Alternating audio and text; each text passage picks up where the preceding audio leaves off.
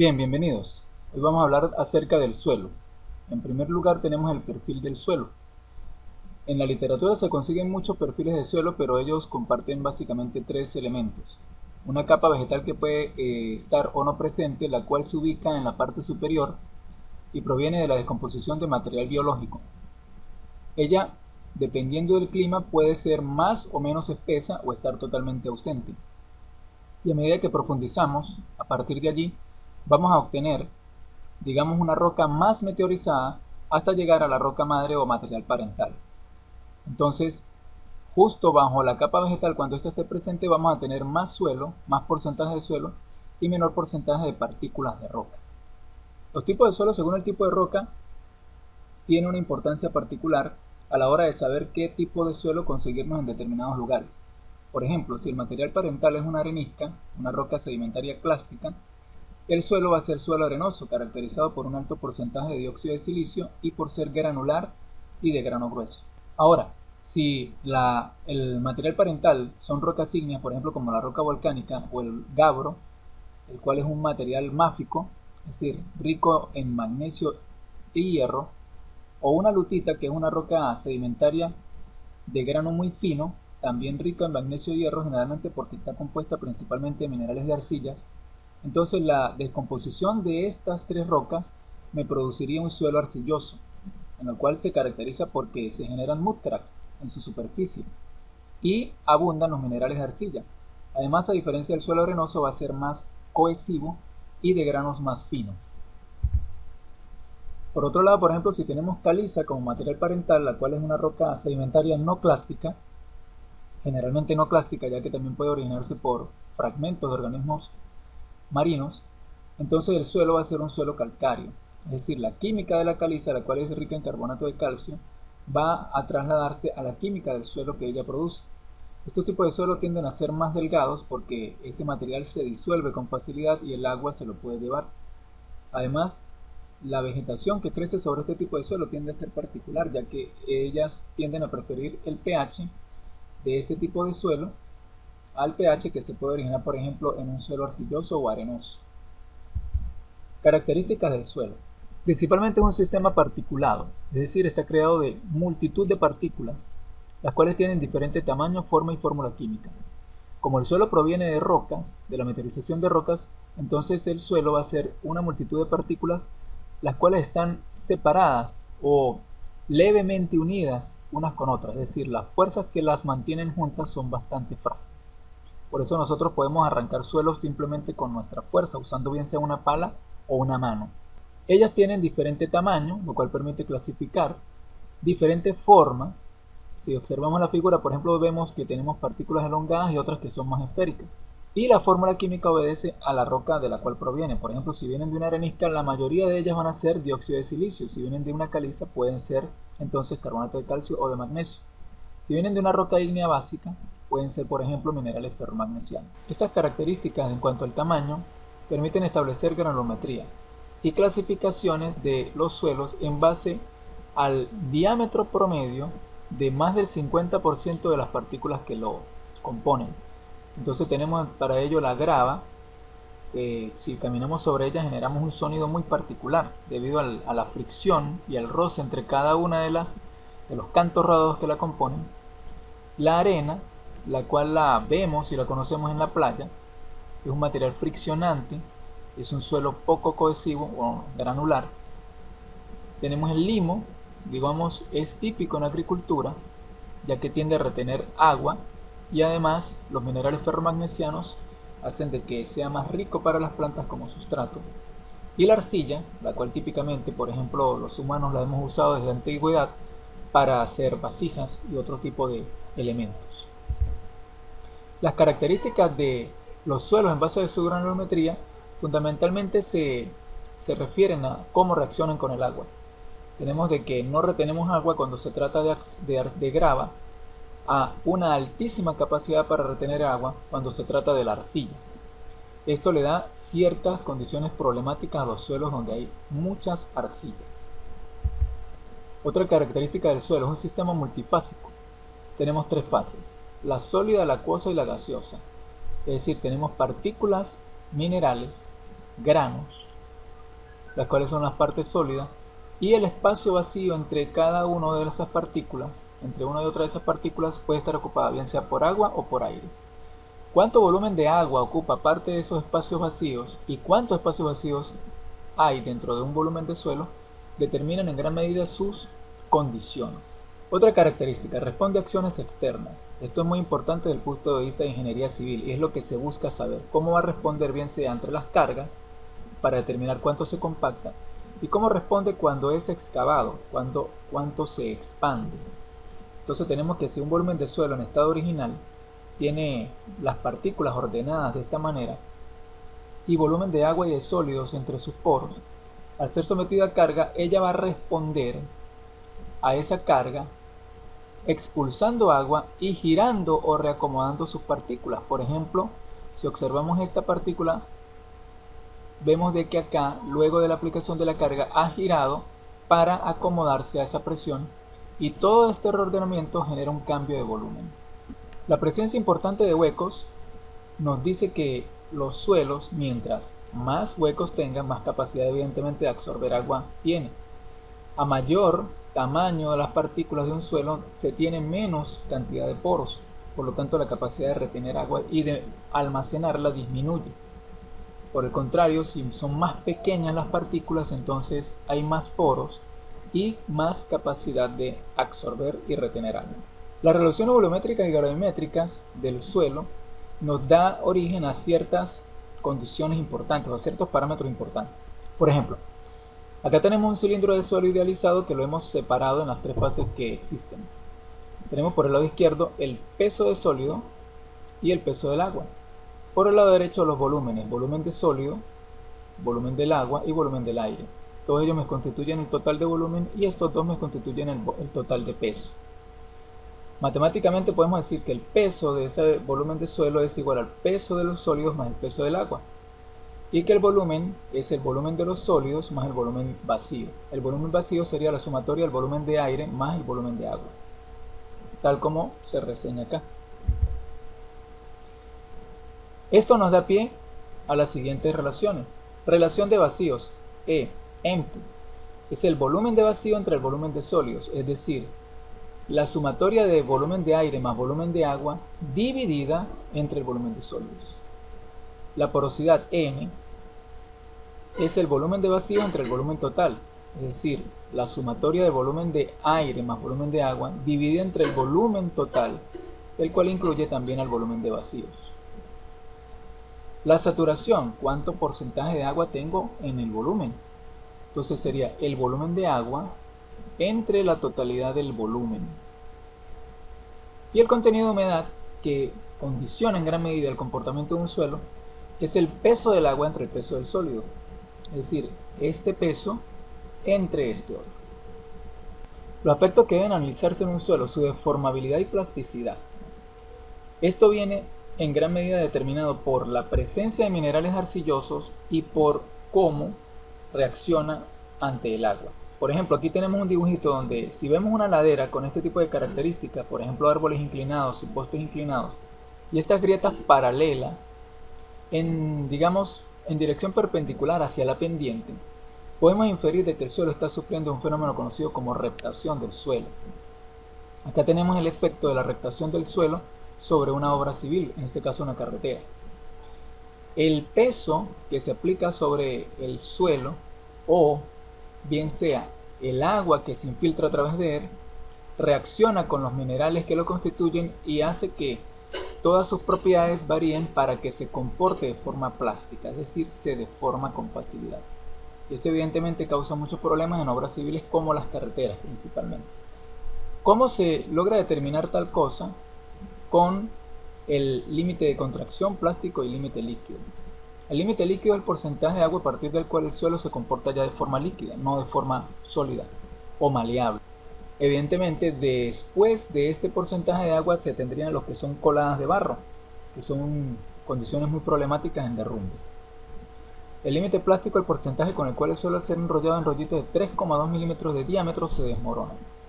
Esta prueba se hace con facilidad en laboratorio de geotecnia. Entre estos dos porcentajes de humedad se tiene la etapa plástica. Entre estos dos, en esta ventana de humedad, el suelo se comporta de forma plástica. El límite de contracción es el porcentaje de agua bajo el cual el suelo ya no cambia de volumen, es decir, ya de aquí no va a perder más agua y no va a cambiar de volumen. Si lo graficamos, tenemos de que el contenido de humedad tiene un máximo a partir del cual ya el suelo se comportaría de forma líquida, y a ese porcentaje de humedad máximo corresponde un volumen inicial del suelo. A medida que él va perdiendo porcentaje de humedad, llegamos a un punto donde tenemos el límite plástico, es decir, entre este porcentaje de humedad y este otro, el suelo se nos comporta de forma plástica. Hay una etapa semilíquida cerca del límite líquido. Si sigue descendiendo el porcentaje de humedad, llegaremos al punto donde tenemos el límite de contracción, por debajo del cual, por cualquier cambio de contenido de humedad, no se tiene alteración en el volumen, es decir, ya el volumen se estabiliza. El límite líquido y el límite plástico, al restarse el límite plástico del límite líquido, se obtiene el índice de plasticidad, con el cual podemos trabajar en la carta de plasticidad. Esta carta de plasticidad nos permite clasificar los suelos para determinar la presencia de ciertas arcillas o limos y estimar un poco la plasticidad que va a tener esa muestra de suelo. Además, también nos permite saber más o menos qué tipos de arcillas están presentes dentro del suelo. Por ejemplo, si hacemos una prueba y graficamos el límite líquido contra la diferencia del límite líquido menos el límite de plasticidad, ubicaremos un punto en esta carta. Si ese punto cae dentro de esta región, entonces tendríamos que ese suelo es rico en limos inorgánicos de alta plasticidad. Si cayera en esta otra región, la amarilla, sería rico en arcillas inorgánicas de alta plasticidad. La línea A, esta línea que está acá roja, es la línea de Atterberg. Ella separa los limos de las arcillas. Esta otra línea, la línea U, línea Upper, me separa lo que puede suceder en la naturaleza de lo que no. Es decir, en esta región no existen suelos que me vayan a caer en esta región. ¿Por qué? Por ejemplo, yo no puedo tener un suelo de un límite líquido de 10 y que sea la diferencia entre el límite líquido y el plástico 20. No existe en la naturaleza. Y esta región de acá sería para los suelos poco cohesivos, es decir, los suelos que son arenosos. Entonces, esta carta es muy importante para tener, digamos, una idea rápida de cómo se nos puede comportar un suelo desde el punto de vista de ingeniería civil. El flujo de agua en el interior del suelo también es muy importante. Primero, por ejemplo, nos permite saber hacia dónde va a ir el suelo, el agua preferiblemente. En este dibujo vemos que el agua, al desplazarse en este volumen, esta sería la línea de flujo teórica, pero el agua en realidad circula bordeando cada partícula de suelo. Entonces la forma, el tamaño y la cantidad de espacios vacíos entre cada partícula va a facilitar en mayor o menor medida el flujo de agua, lo va a determinar. Para evaluar bien el flujo de agua en el interior del suelo, los aspectos a considerar son la porosidad. Como dije anteriormente, mientras más pequeños los granos, entonces hay más porosidad. Más porosidad implica que hay más camino para que el agua fluya, pero a su vez las partículas pequeñas retienen con más facilidad el agua por asuntos electrostáticos y también porque las partículas más pequeñas generalmente son minerales arcillosos, los cuales retienen el agua. La permeabilidad. A mayor permeabilidad, mayor movilidad del agua. La anisotropía. La anisotropía es cuánto varía una propiedad en función de la dirección en la que se mida. Por ejemplo, acá. Si el agua pretendiese atravesar este volumen de suelo en forma vertical, tendría que tomar, por ejemplo, esta vía identificada con la línea roja irregular. Podemos ver de que es más tortuosa y más larga que la vía azul, que representa la ruta a seguir si quisiera atravesarla de forma horizontal.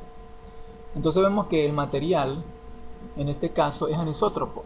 La permeabilidad en sentido horizontal es más fácil, es mayor que la permeabilidad en sentido vertical. ¿Por qué?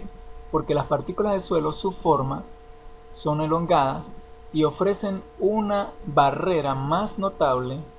En el caso de estar así, acostadas, ofrecen una barrera más notable verticalmente que horizontalmente. Y la granulometría, he explicado ya el tema del asunto del tamaño de las partículas y cuánto puede retener el agua, el suelo. El porcentaje de humedad, lo cual determina en gran medida si el suelo se puede compactar o no, y su plasticidad, es simplemente la división de la resta del peso húmedo menos el peso seco dividido entre el peso seco. Aquí están, digamos, los pasos básicos del análisis para determinar la humedad. Se tiene que tener en cuenta siempre que la muestra, al ser tomada, no se debe permitir que reciba mucho calor antes de ser analizada, ya que ese calor excesivo entonces va a disminuir notablemente la humedad original y el resultado no va a ser representativo. La clasificación de los suelos, tenemos que primero que por su cohesión, es decir, por cuánta cohesión hay entre las partículas. Tenemos suelos cohesivos y granulares. Gran diferencia, los suelos cohesivos tienden a ser de grano fino, los granulares tienden a ser de grano grueso. Por su tamaño de grano, los finos tienden a estar relacionados con los cohesivos y se diferencian de los suelos gruesos porque más del 50% de sus partículas está por debajo de 0,075 milímetros de diámetro promedio. Es decir, por debajo de 0,075 milímetros de diámetro promedio de las partículas del suelo están los suelos finos y por encima de ese valor los suelos gruesos. Vemos que hay una relación directa entre suelos finos y cohesivos y suelos gruesos o granulares. Por su saturación de agua. En función a cuánto porcentaje de sus espacios vacíos está lleno de agua, tenemos suelos secos, semisaturados y saturados. Los más problemáticos desde el punto de vista de ingeniería civil serían los suelos saturados, donde tengo muchísima agua, la cual entonces, si deseo compactarlo, tiene que ser expulsada. Y dependiendo de ciertas condiciones, entonces puede esa agua ser expulsada con más o mayor facilidad. Los suelos se originan, como dijimos al principio, por la meteorización de las rocas. Ellos pueden permanecer sobre la roca de la cual se originaron por mucho tiempo y formar horizontes bien extensos, bien gruesos, es decir, tener un espesor considerable de decenas de metros, por ejemplo. Pero hay fenómenos geológicos que los pueden desplazar del lugar donde se originaron y empiezan a ser considerados más bien como sedimento. Pero en función de la ubicación respecto al lugar de origen, los suelos pueden ser residuales, es decir, están ubicados sobre la roca que los originó, es decir, estar encima de su roca madre o de su material parental. Pero cuando ya se han desplazado y se han alejado considerablemente de ellos, entonces ya se convierten en suelos transportados. Los elementos que los desplazan pueden ser el agua, el viento, gravedad, hielo y otros factores. Ahora, los factores geológicos que condicionan las propiedades geotécnicas de los suelos. Respecto al hinchamiento, vemos de que son las arcillas. Cuáles arcillas estén presentes determinan en gran medida todos estos factores. Por ejemplo, con el paso del tiempo, para una muestra determinada de suelo, el hinchamiento libre será mayor si es rico en esmectitas. Vemos de que las caolinitas también se hinchan, pero llega un punto donde se estabiliza y ya no cambian de volumen. Las silitas tal vez se hinchan más en el mismo tiempo, pero también se estabilizan, mientras que el hinchamiento de las esmectitas es más acusado. La consolidación, dado que la esmectita es un mineral arcilloso que tiende a hincharse más, entonces en consecuencia se consolida menos, es decir, yo lo compacto con más dificultad. En el caso opuesto tenemos que la caolinita se puede consolidar con más facilidad. En este caso evidentemente estamos hablando de tiempo. Aquí no se está considerando una carga sobre la muestra de suelo, pero vemos de que hay una notable diferencia a medida que pasa más tiempo, hay una notable diferencia entre la consolidación de un suelo con un mineral de arcilla u otro. Ahora respecto al índice de poros. Si aplicamos presión, el volumen de espacio vacío en el suelo va a disminuir porque las partículas se reorganizan y van a ir cerrando esos poros. Pero la presencia de ciertos minerales de arcilla van a dificultar que se pierdan espacio vacío. Vemos que la esmectita, su presencia hace que se requiera más presión para disminuir su espacio de poros, su volumen poroso. Entonces vemos que la esmectita tiende a ser la más problemática desde este punto de vista. Suelos con problemática especial, dispersivos. Estos suelos tienen una particularidad. Las partículas que lo componen pueden tener unas cargas eléctricas. Y las cargas eléctricas sabemos que si son del mismo signo, se repelen y de signos opuestos se atraen. Entonces en ellas sucede que la mayoría de las partículas tienen cargas eléctricas similares, por lo tanto se repelen. Entonces el suelo se dispersa, es decir, todas las partículas tienden a separarse. Algo que los identifica es que desarrollan una red de drenaje extensa con bastante rapidez. Los suelos salinos son ricos en sales, entonces ellos van a atacar con mucha fuerza las obras civiles, especialmente lo que es concreto y metales. Se caracterizan o se pueden identificar por costras blanquecinas en su superficie, los cuales representan la exudación de la sal que va depositándose encima de ellos. El valor no tiene que ser muy alto en cuanto a contenido de sal, puede ser bajo. Los colapsables. Los colapsables son un problema en algunas regiones del mundo. Por ejemplo, en California hubo hace décadas muchos problemas con mansiones que se colapsaban, que se hundían en el suelo porque debajo habían suelos que bien sea tenían sifonamiento, tenían erosión interna o tenían disolución, problemas de cartificación por su naturaleza calcárea u otro tipo. Entonces, digamos que estos son suelos que las partículas no están bien cohesionadas y cualquier flujo de agua en su interior no necesitará mucha fuerza para empezar a abrir cavidades que vayan quitándole soporte a todas las cargas que están encima, llegando a producir fenómenos como este tipo. El permafrost es un suelo que se da en ciertas regiones del planeta donde el clima frío perdura por mucho tiempo a lo largo del año. Sabemos que el agua se expande a medida que se congela, entonces la humedad del suelo cuando llegan los inviernos, y estos son muy prolongados, hace que el hielo se expanda dentro del suelo y va separando al mismo en bloques cada vez más pequeños, lo cual hace que sea un suelo problemático porque es difícil conseguir asentamiento sobre él. Además de que la humedad perdura mucho tiempo porque el hielo está congelado y adherido a sus partículas. Los licuefactables. El problema con ello es cuando se presentan movimientos vibratorios rápidos y violentos, como los terremotos. Ellos pueden estar en condiciones relativamente estables, es decir, pueden estar saturados, pero pueden estar ofreciendo cierto aguante a las cargas. Sucede que cuando llegan los terremotos, entonces eso se licúa. Es como que licuásemos un quesillo o una gelatina. Y en ese momento entonces se generan los problemas y los efectos dañinos y perniciosos sobre las obras civiles, como este edificio que ha quedado totalmente inservible por la acusadísima inclinación. Una vez pasado el fenómeno vibratorio, el suelo puede mantenerse otra vez estable. Esto es muy típico en suelos que provienen de relleno de lagos, es decir, un sitio donde teníamos mucha agua y se fue introduciendo sedimento de forma natural o antropomórfica y el suelo está muy saturado y el suelo evidentemente no ha tenido el suficiente tiempo para que sus partículas se cohesionen. Este tipo de suelo se consigue en gran parte de Ciudad de México. Los expansivos.